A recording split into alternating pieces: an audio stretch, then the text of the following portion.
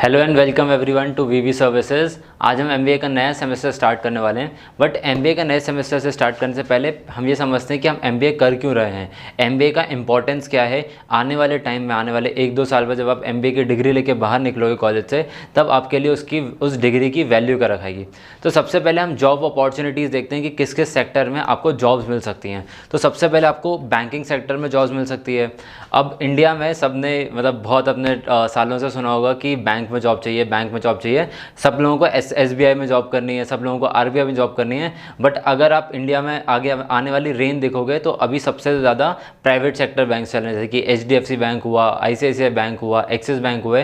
तो जो private sectors bank हैं ये बहुत अच्छे तरीके से अपना बिजनेस कर रहे हैं और आने वाले टाइम में इनका बिजनेस और फ्लरिश होने वाला है और इनको बिजनेस करने के लिए ज़रूरत पड़ेगी एमबीएस की।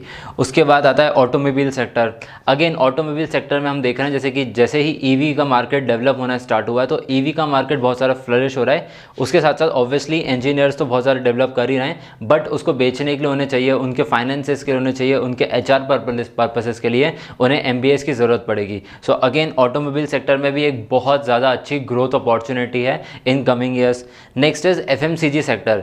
एफएमसीजी सेक्टर मतलब होता है फास्ट मूविंग कंज्यूमर गुड्स। जैसे कि हम घर के जब किराने की बात करते हैं तो घर का जो किराना होता है वो एफएमसीजी सेक्टर में आता है। And obviously you also know, मैं भी ये जानता हूँ कि एफएमसीजी जो प्रोडक्ट्स होते हैं वो ऐसा नहीं कि आज बिक रहे हैं और कल नहीं बिकेंगे, ये जीवन भर ही बिकने हैं। तो इसमें कभी भी एम्प्लॉयज़ की कमी नहीं होगी, हमेशा इसमें एम्प्लॉयज़ की ज़रूरत पड़ती रहेगी। जैसे कि अभी आप डी मार्ट देख रहे हैं तो डी मार्ट कितने ज़्यादा बनते जा रहे हैं, या फिर बेस्ट प्राइस जैसे हो गए, फ्लिपकार्ट हो गया, अमेज़ॉन हो गया। इस तरीके में काफ़ी ज़्यादा एमबीएस की रिक्वायरमेंट आती जा रही है। Next is hotel and aviation sector. अगर एकदम रीसेंट अगर ट्रेंड देखें तो रीसेंट ट्रेंड में हम ये देख रहे हैं कि पिछले 2 साल में जो कि लॉकडाउन में गए तो लोगों ने बिल्कुल भी घूमना बंद कर दिया था। लोग अपने घर में बंद थे, तो अब लोग घूमना स्टार्ट कर रहे हैं, तो लोग दूसरी जगह पे जाके दूसरी जगहों को एक्सप्लोर करने चाह रहे हैं। तो उसमें हम देख सकते हैं कि सबसे ज़्यादा हमें होटल और एविएशन सेक्टर की ही ज़रूरत पड़ती है। Next is consultancy firms. अगर आप एचआर में कर रहे हो, अगर आप एचआर में एमबीए करोगे, अगर आपका स्पेशलाइजेशन एचआर में होगा तो आपको लिए कंसल्टेंसी सर्विसेज या कंसल्टेंसी फर्म्स आप खुद की खोल सकते हो या फिर दूसरे की कंसल्टेंसी फर्म्स में जॉब कर सकते हो। सो यहाँ पे आपके पास job as well as business opportunity दोनों ही रहेगी हमेशा। Last is health care sector. Obviously we know कि इंडिया का फार्मास्यूटिकल सेक्टर बहुत बड़ा है, वर्ल्ड में अगर सबसे नंबर 1 पे हम देखें तो इंडिया का हेल्थ केयर सेक्टर है। तो उस वजह से इंडिया का अगर हम ग्रोथ देखेंगे, जैसे कोविड में भी काफ़ी ग्रोथ हुई है और आने वाले ऐसे ही काफ़ी टाइम में इंडिया की हेल्थ केयर सेक्टर जो है और ग्रो करेगा। तो ऑब्वियसली जब वो ग्रो करेगा तो ऑब्वियसली एमबीए की ज़रूरत बहुत ज़्यादा पड़ने वाली है।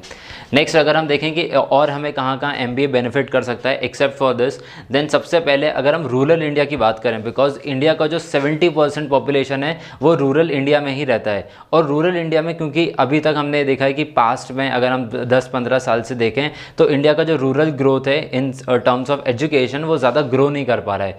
बट वीवी सर्विसेज आपको ये सर्विस प्रोवाइड कर रहा है कि आप अपने रूरल एरिया में बैठ के आप एमबीए कर सकते हैं और वहीं पे आप अपनी जॉब्स भी एक्सप्लोर कर सकते हैं, क्योंकि आजकल जो रेंज चल रहा है that is of work from home. तो आप घर बैठे ही जॉब भी कर सकते हैं और साथ ही साथ आप चाहें तो बिजनेस भी कर सकते हैं। और एमबीए आपको दोनों में हेल्प करेगा, चाहे आप रूरल इंडिया में रह के वर्क फ्रॉम होम करेंगे या फिर आप बिजनेस अपॉर्चुनिटी देखेंगे।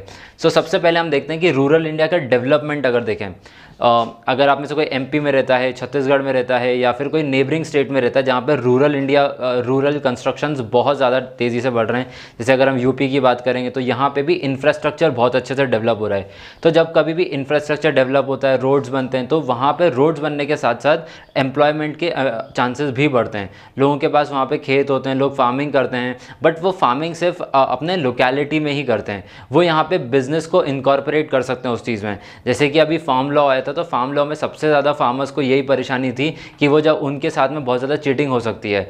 बट अगर आप खुद एक एमबीए स्टूडेंट होगे, अगर आप एमबीए करे होगे, अगर आपको बिजनेस की अंडरस्टैंडिंग होगी तो कोई भी बिजनेसमैन आपके साथ चीट नहीं कर सकता है। फिर इंडिया का रूरल सेक्टर भी ग्रो करेगा, इंडिया का एग्रीकल्चर भी ग्रो करेगा with MBA students. Next obviously जब इतना ज़्यादा डेवलपमेंट होगा, जब एजुकेशन का स्केल बढ़ेगा, जब आपके बिजनेस का स्केल बढ़ेगा, तो ऑब्वियसली जीडीपी बढ़ेगी इंडिया की और obviously that will help in eradicating poverty. Next fight for unemployment. India में पिछले अगर हम 4 साल का एवरेज देखें तो 4 साल की एवरेज में 12.3% इंडिया का पॉवर्टी रेशो है, पॉवर्टी परसेंटेज है। सो इस पॉवर्टी परसेंटेज को अगर हमें कम करना है तो जॉब्स क्रिएट करनी पड़ेंगी। आप जॉब सीकर्स मत बनो, आप जॉब गिवर बनो। तो और जॉब गिवर बनने के लिए आपको अपना खुद का बिजनेस स्टार्ट करना पड़ेगा, और जब आप बिजनेस स्टार्ट करोगे तो उसके लिए आपको MBA की बहुत ज़्यादा ज़रूरत पड़ेगी, बिकॉज एक लेमन पर्सन भी बिजनेस कर लेता है। अगर आपके पास थोड़े से मार्केटिंग टेक्निक्स हैं, अगर आपको सामान बेचना आता है बेसिकली, तो आप बहुत अच्छे बिजनेसमैन बन सकते हो। बट क्या सिर्फ वो काफ़ी होता है आपके लिए? नहीं, आपको बिजनेस में सेल्स के साथ साथ बहुत सारी और भी टेक्निकलिटीज़ आनी चाहिए। वो टेक्निकलिटीज़ किसकी होती हैं? सबसे पहले आपके पास बिजनेस स्किल्स होनी चाहिए। सबसे पहले बेसिक अगर हम बात करें तो मार्केटिंग स्किल्स हुई, आपके फाइनेंस स्किल हुई, आपके HR स्किल्स हुई। बिकॉज एक अकेला पर्सन पूरी कंपनी को रन नहीं कर सकता है, तो आपको पहले अपने कंपनी के लिए और लोग हायर करने पड़ेंगे, कुछ टॉप लेवल मैनेजमेंट के लिए, कुछ लोअर लेवल मैनेजमेंट के लिए। बट आप उन्हीं के साथ अपनी कंपनी को लॉन्ग टर्म तक रन करा सकते हो। फिर जो आपने प्रोडक्ट बनाया है उसकी टेस्टिंग करने के लिए आपको R&D के लिए रिसर्च डेवलपमेंट खोलना पड़ेगा। अगर आप गाँव में भले ही कभी खेती कर रहे हो, जैसे अगर आपने अभी बहुत सारे अगर आपने शार्क टैंक इंडिया देखा होगा, तो शार्क टैंक इंडिया में भी काफ़ी सारे ऐसे प्रोजेक्ट आए थे जो कि रूरल इंडिया से निकले थे, जो कि एग्रीकल्चर से ही रिलेटेड थे। तो आप उनसे इंस्पायर हो सकते हो और उसको अपने बिजनेस टैक्टिक्स लगा के आप वहाँ पे फ्लरिश कर सकते हो। सो वहाँ पे आपको रिसर्च भी करनी पड़ेगी, वहाँ पे आपको लोगों को हायर भी करना पड़ेगा।